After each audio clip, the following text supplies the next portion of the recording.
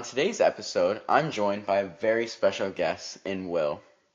And like me, Will loves sports. So I thought today, let's do a 60-second rapid fire question round about sports with Will to start off our video today.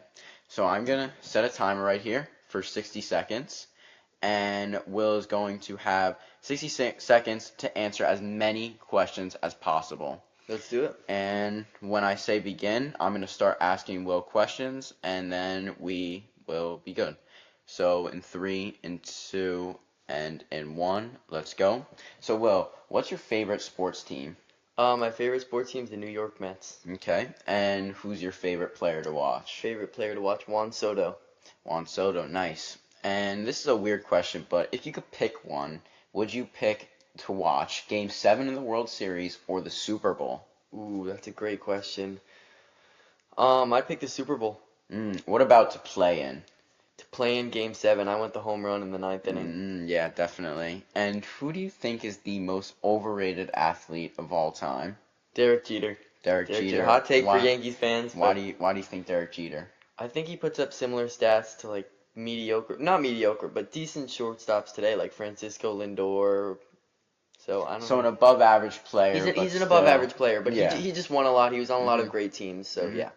And last question to wrap up the lightning round is, well, we asked your favorite sports team, but if you had to pick one athlete from any sport, which athlete would you prefer to play with? Steph Curry. I mean, Klay Thompson, move out of the way. The new Splash Bros coming in. All right, I like that answer. And Will, have you watched the World Cup final? I actually went to the World Cup final. Yeah, I had a great time. And now we're gonna move on to our World Cup section. Now, Will, I've heard that you went to the World Cup final, and did you enjoy the game? Yeah, it was a great game. I mean, it was a little boring for the first 30 minutes, and especially like a little bit after halftime, but Spain picked it up towards the end. And before the game, who did you predict to win? I thought Argentina was going to win. I thought Messi would take. Messi was going to carry the team again. Yeah, I think a lot of people thought Messi was going to do it again, and a lot of people were rooting for Messi to do it again. What did you think of the goalkeeper, though, for Argentina? Oh, wonderful performance. I mean, he made so many saves. What was it, 11 saves or something crazy like that? A hero for Argentina. He's a hero, but unfortunately, it won't count. And did you know that he was playing with a broken finger? He was playing with a broken finger. Yeah, that makes it even more special, crazier, and it's just heartbreaking that they lost to 1-0 and they never had the ball on their side. But yeah, talk to me more about the experience of the World Cup, like being at the World Cup. Well, I mean, it was crazy. We went in the stadium. It was really loud. All these chants, and most of the chants were Argentinian. There were so many Argentina fans, a lot more than fans of Spain, and I mean, the stadium was dead quiet after they lost. So it was a crazy experience. I mean, the goal.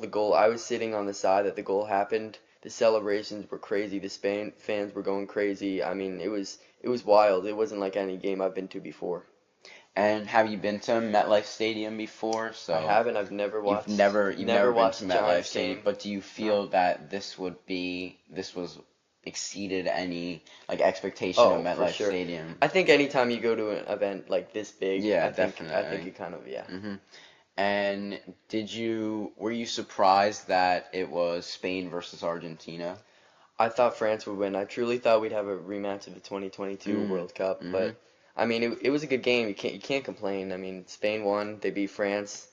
Argentina beat England. You know, I thought it would be a different final, but I'm glad it turned out the way it did. It was a fun game. Did you think it was going to be a high-scoring final? I thought it was. I thought Messi would sneak in a goal or two, maybe an assist, but at the end it got close. You know, it did get very close. And if you had to pick a moment from any game of the World Cup, what would that moment, like most special moment, be?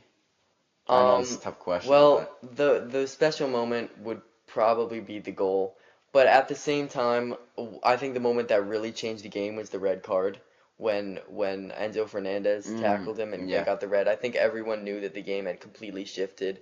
Argentina was already defensive, and they had just had to play even more defensive. So I think And that it just felt like as the game progressed, yeah. Argentina got more tired, Yeah, and the momentum it felt was like always Spain on was it Spain's felt like side. Spain was going to win that game Hmm from the whistle, from the starting whistle. And as you know, this is the good, the bad of sports. So if we have a bad thing about the World Cup, I know that a lot of people flop in Hmm the World Cup, and it's the whole flopping thing. They're good actors. This is hmm a strange one, but if you had to pick, who would you say the best actor in the World Cup was? Ooh, I know, the tough best one. actor in the World Cup. This is a controversial one, but I'm going to go with Vini Jr. on Brazil. I think Brazil has a history of flopping. Neymar was known for it. I think Vini took over. He's a winger. He's an attacker. He likes to get fouls in penalty, especially penalties. And I truly think Brazil played a little bit. They wanted to get a penalty or a foul, especially against their last game against Norway. Do you think that they should have gone farther? Do you think Brazil should have gone farther?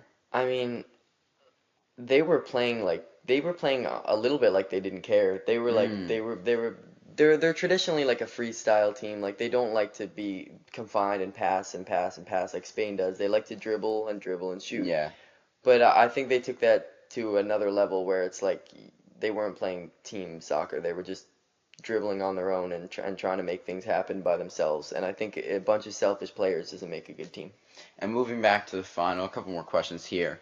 What do you think about the stat where Spain had almost double the passes of Argentina? What do you think that like shows? And That was crazy. I mean, Spain was dominating the game. You know, my friend told me he was like, Spain plays really. They dominate possession. They pass and pass, and they don't take many opportunities to shoot unless it's a great shot. So he kind of warned me that there would be almost double the passes of Argentina, and I couldn't believe. I didn't believe him at first, but they dominated possession. They dominated shots. I mean, they did it all tournament. They only had one goal allowed the entire tournament. So I mean, they played really well. The midfield especially just dominated the ball and they were able to win.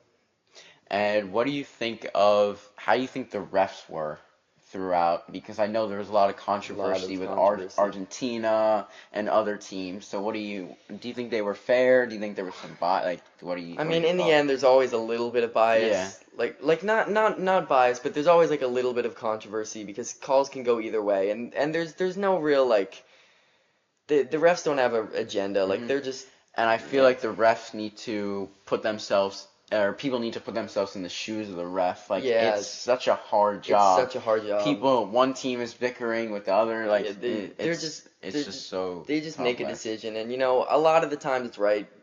Sometimes, not very often, they make a bad call, but it's like that's the sport. That's what the sport is designed for. Sometimes it's gonna happen, and Yeah. that happens in all sports. So I thought they were pretty And good. one or two more questions here.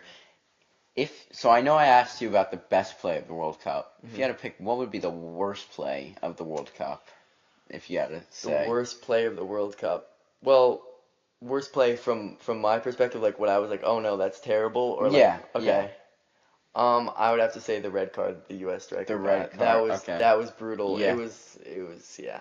It was a lot of Okay. controversy like around that subject, but I mean, it was brutal. It was brutal for the U.S. It created so much drama around them, and I think it Oh distracted yeah, them definitely. from the ultimate Yeah. World Cup title And goal. we'll end it on this question right here. Let's see. Would you say this was your favorite World Cup, or if you had to pick which World Cup would be your favorite, and was this year's your favorite because you got to go to the final? Don't get me wrong, this year's World Cup was a great World Cup. There were teams, there were like underdog teams, there were dominant teams, and it was really fun to watch. I mean, the last few months have been amazing watching soccer, but I have to say the 2022 World Cup was better. That final between France and It Argentina was incredible. it was probably the best final of the World Cup ever. It's hard to beat that. I The mean, thing I liked about this year was how it was in the United States, yes, that was meaning that fun. we were able to watch Yeah, all the that was cool. games. We It watched was, all the games. hmm Yeah, yeah, it was fun. It was yeah, fun. Yeah, it was a fun World Cup. definitely a fun World Cup, It's a great World and yeah, Cup for sure. I agree. Well, thank you, Will. We're gonna end it here. Yeah, Thanks for having me. thank you, Will.